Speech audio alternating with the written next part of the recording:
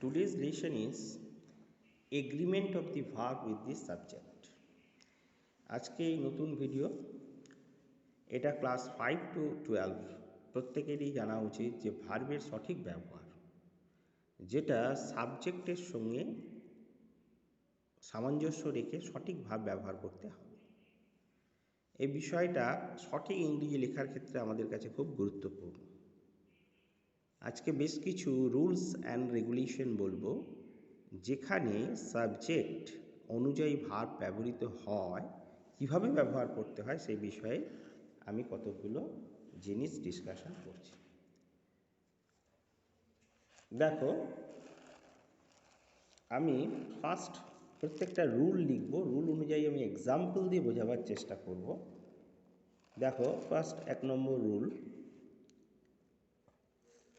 আমরা জানি যে ভার্বটা সবসময় সাবজেক্টের নাম্বার এবং পার্সেন্ট অনুযায়ী ভার্বটা ব্যবহৃত হয়।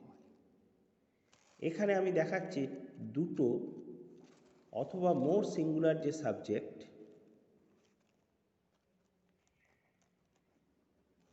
দুটো বা মোর সিঙ্গুলার সাবজেক্ট যেটা কানেক্টেড হয়েছে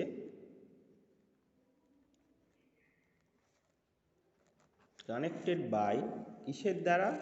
অ্যান্ড দ্বারা কানেক্টেড হয়েছে, যেটা সেই রকম ক্ষেত্রে কিন্তু ইউজুয়ালি টেক একটা ভার্ব বসবেই, একটা ভার্ব অবশ্যই বসবে, যেটা হচ্ছে প্লুরাল। তাহলে take a verb in the plural. আমি এগুলোও লিখে দিচ্ছি যাতে তোমরা পরবর্তীকালে ভিডিওটা বারবার চালিয়ে এটা বুঝতে পারো।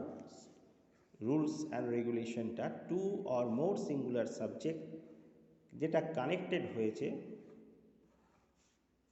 টু অথবা মোর সিঙ্গুলার সাবজেক্ট যেটা কানেক্টেড হয়েছে অ্যান্ড দ্বারা, সেটা ইউজুয়ালি টেক এ ভার্ব, একটা ভার্ব নেবে। কীরকম না? In the plural. সেই ভার্বটা অবশ্যই প্লুরাল হবে। যেমন এক্সাম্পল দিচ্ছি, Ram and Rahim are present here.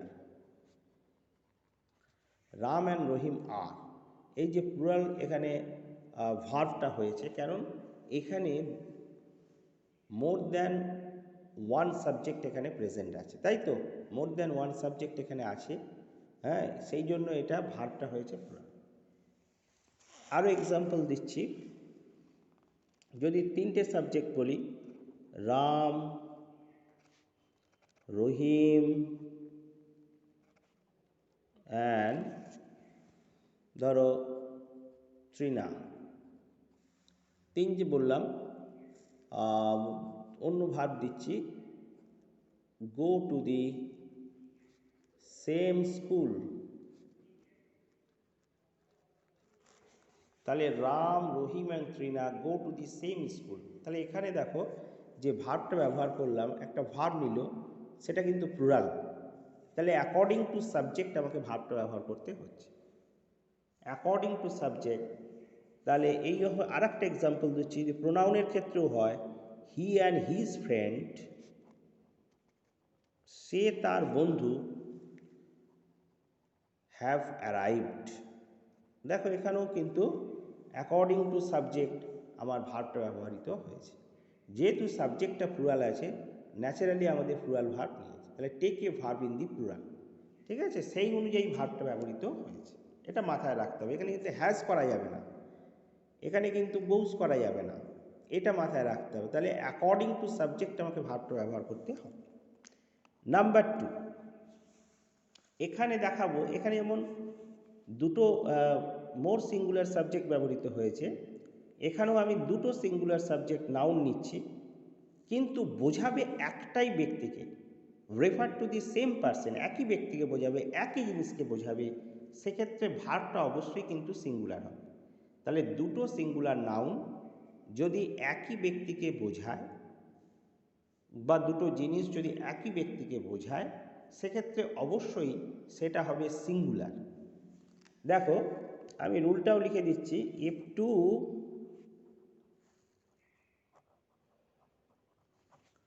singular noun, two singular nouns refer, কাকে রেফার করবে? টু দ্য সেম পার্সন, একই ব্যক্তিকে রেফার করবে, অর থিং, একই জিনিসকে বোঝাবে, তাহলে the verb must be singular, সেখানে ভার্বটা কিন্তু অবশ্যই মাস্ট বি সিঙ্গুলার।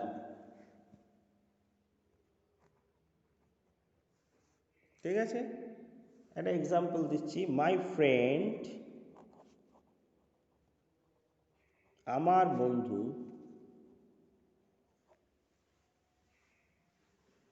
এবং বেনিফেক্টর মানে উপকারী, যে অর্থ দিয়ে সাহায্য করে অথবা অন্য কোনোভাবে আমার উপকার করে, সাহায্য করে, তাহলে আমার বন্ধুই হচ্ছে আমার উপকারী, আমার যে বন্ধু সেই আমার উপকারী, যে আমার উপকারী সেই আমার বন্ধু, তাহলে একই ব্যক্তিকে বোঝাচ্ছে। সেক্ষেত্রে অবশ্যই কিন্তু সিঙ্গুলার ভার্ব নেবে, এসেছে, হ্যাজ বসবে, হ্যাজ কাম, তাহলে my friend and benefactor has come, তাহলে এখানে মাই ফ্রেন্ড এবং বেনিফ্যাক্টর এই দুজন কিন্তু একই ব্যক্তিকে বোঝানো হচ্ছে, এই দুটো ব্যাপার কিন্তু একই ব্যক্তিকে বোঝানো হওয়ায়, সেই জন্য সিঙ্গুলার ভার্ব এখানে নিয়েছে। এরকম হতে পারে, আরও একটা এক্সাম্পল দিচ্ছি, দি orator and Statesman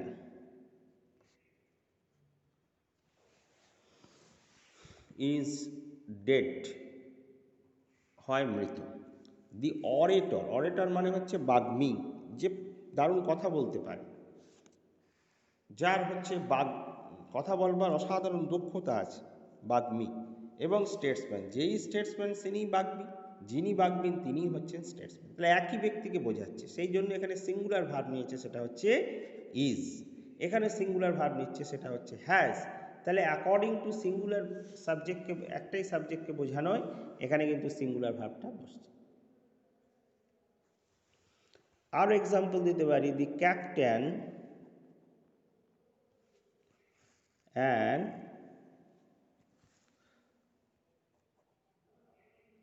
adjutant, adjutant মানে কি? অ্যাডজুট্যান্ট মানে সাহায্যকারী, সহায়ক, ঠিক আছে, যিনি ক্যাপ্টেন তিনিই সাহায্যকারী, যিনি সাহায্যকারী তিনিই ক্যাপ্টেন, ওয়াজ প্রেজেন্ট, উপস্থিত ছিলেন, ওয়াজ প্রেজেন্ট, তাহলে যিনি ক্যাপ্টেন তিনি অ্যাডজুট্যান্ট, যিনি ক্যাপ্টেন তিনি অ্যাডজুট্যান্ট, যিনি অ্যাডজুট্যান্ট তিনিই ক্যাপ্টেন, ওয়াজ প্রেজেন্ট, ঠিক আছে, উপস্থিত ছিলেন, তাহলে এখানে সেম পার্সনকে বোঝানোয় আমাদের সিঙ্গুলার ভার্বটা নিচ্ছি। কিন্তু আমরা যদি ডিফারেন্ট পার্সন হয়,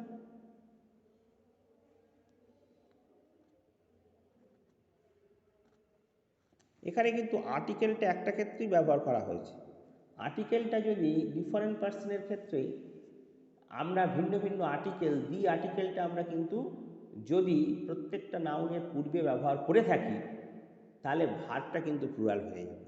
আমি এটাকেই যদি ব্যবহার করি, এখানে যদি দুটো আর্টিকেল ব্যবহার করে থাকি, বুঝতে পেরেছো, if the article is use, একবারই ব্যবহৃত হয়েছে এখানে, কিন্তু আমি যদি আর্টিকেলটা দুবার ব্যবহার করি, ইফ ডিফারেন্ট পার্সন বোঝাতে চাই, যদি আমি বোঝাতে চাই, different persons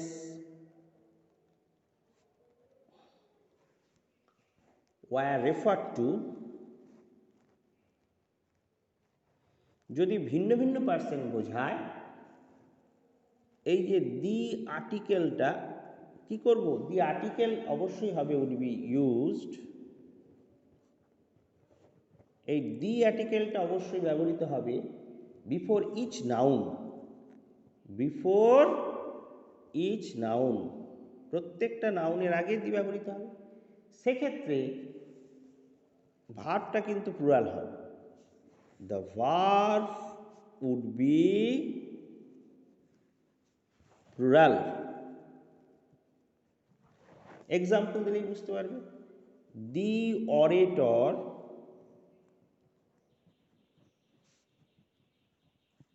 and the Statesman, তাহলে এখানে আলাদা আলাদা ব্যক্তি, অরেটর একজন বাগ্মী আলাদা, স্টেটসম্যান একজন আলাদা, সেক্ষেত্রে আর ডেড, দুজনেই মারা গেছে। The orator and the statesman are dead, সেখানে কিন্তু আর হবে, ইজ হবে না। যদি ভিন্ন ভিন্ন পার্সনকে বোঝায় এবং দুটো নাউনের আগেই যদি দুটো ডেফিনিট একটা আর্টিকেল বসে, সেক্ষেত্রে দি বসে, অবশ্যই কিন্তু এটা আমাদের তোমাদের ভার্বটাও হবে প্লুরাল। ঠিক আছে, এই ব্যাপারটা আশা করি বুঝতে পেরেছ। নাম্বার 3, আবার বলছি দুটো সাবজেক্ট কিন্তু একটা আইডিয়াকে যদি এক্সপ্রেস করে, টু সাবজেক্টস কি করবে, দুজন একত্রে যদি একটা আইডিয়াকে প্রকাশ করে, এক্সপ্রেস ওয়ান আইডিয়া, তাহলে এখানে দুটো সাবজেক্ট টুগেদার এটাকে যদি এক্সপ্রেস করে, এক্সপ্রেস ওয়ান আইডিয়া, একটা আইডিয়াকে যদি এক্সপ্রেস করে, the verb may be in singular, the verb may be in singular। তাহলে দুটো সাবজেক্ট যদি এক্সপ্রেস করে একটা আইডিয়াকে, the verb may be in সিঙ্গুলারই হবে। ঠিক আছে, যেমন কি হতে পারে, যেমন ব্রেড অ্যান্ড বাটার, এটা তোমরা সবাই জানো, বা ব্রেড অ্যান্ড মিল্ক, বা bread and butter is his only food, সে একমাত্র খায় bread and butter, bread and milk is his only food, বা bread and butter, bread and milk is his only food. দেখো দুটো আইডিয়া, দুটো subject কিন্তু express করছে একটাই আইডিয়া, সেক্ষেত্রে এটা হবে সিঙ্গুলার। যেমন আরও এক্সাম্পল দিতে পারি, the horse and carriage, the horse and carriage একটাই আইডিয়া এক্সপ্রেস করছে, ইজ অ্যাট দি ডোর। তাহলে horse and carriage is at the door কোথায় আছে, horse and carriage is at the door, দরজার কাছে হাজির, horse and carriage is at the door. এটা আমরা প্রায় বলি, slow but steady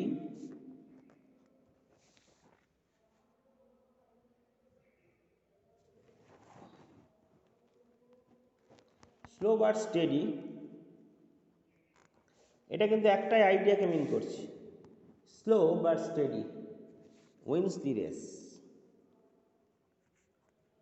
win the race, slow but steady wins the race, slow but steady, বুঝতে হয়েছে, উইন দ্য রেস, এটা কিন্তু একটাই আইডিয়াকে মিন করছে। স্লো অ্যান্ড স্টেডি এখানে যেন রাইস অ্যান্ড কারির মতো একসঙ্গে মিশে গেছে, একটাই ব্রেড অ্যান্ড বাটারের মতো একসঙ্গে মিশে গেছে, slow but steady win the race, wins the race.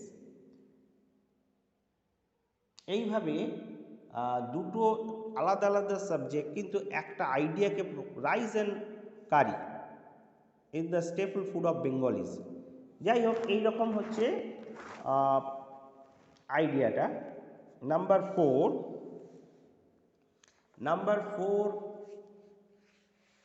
যদি দুটো singular subjects are preceded by each and every the, তার আগে যদি দি বসে, ইচ অ্যান্ড এভরি যদি বসে দুটো সিঙ্গুলার সাবজেক্টের আগে, তার আগে যদি দি ব্যবহৃত হয়, এভরি ব্যবহৃত হয়, অবশ্যই কিন্তু সেটা ইউজুয়ালি সিঙ্গুলার ভার্ব হয়। দেখো, ইফ দি সিঙ্গুলার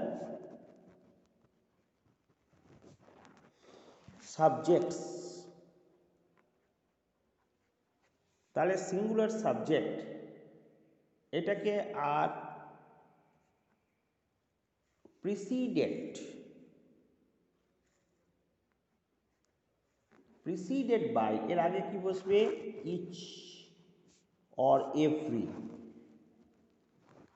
এই সাবজেক্টের আগে যদি ইচ আর এভরি কথাটা থাকে, ভার্বটা কিন্তু অবশ্যই সিঙ্গুলার হবে। The verb is usually singular. ভার্বটা সিঙ্গুলার হবে। আমি যদি এক্সাম্পল দিই, যেমন এভরি বয় অ্যান্ড গার্ল। দেখো এখানে every boy and girl, and আছে কিন্তু এভরি কথাটা আছে। ওয়াজ রেডি টু গো, তাহলে প্রত্যেক every boy and girl was ready, প্রত্যেকেই যেতে প্রস্তুত।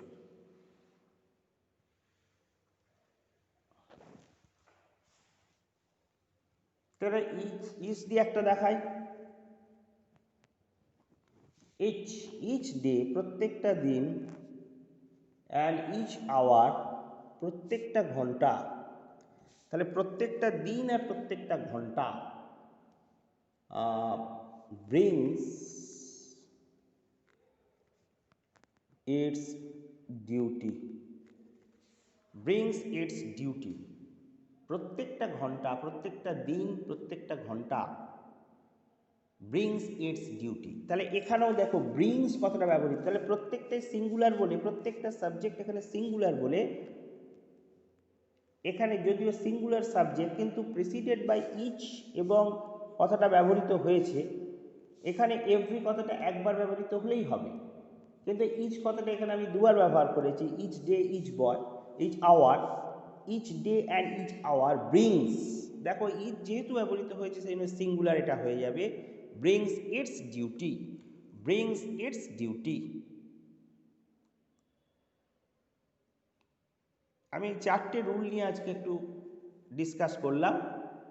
নেক্সট ভিডিওতে আরও রুলগুলো আলোচনা করব। তোমরা এগুলো দেখো, দেখে বোঝার চেষ্টা করো। কোনো ডাউট থাকলে করবে, লাইক দেবে, এটা কমেন্ট করবে, এটা শেয়ার করার চেষ্টা করবে এবং অবশ্যই চ্যানেলটা সাবস্ক্রাইব করবে নতুন নতুন ভিডিও পাওয়ার জন্য। আজকে এখানে শেষ করলাম।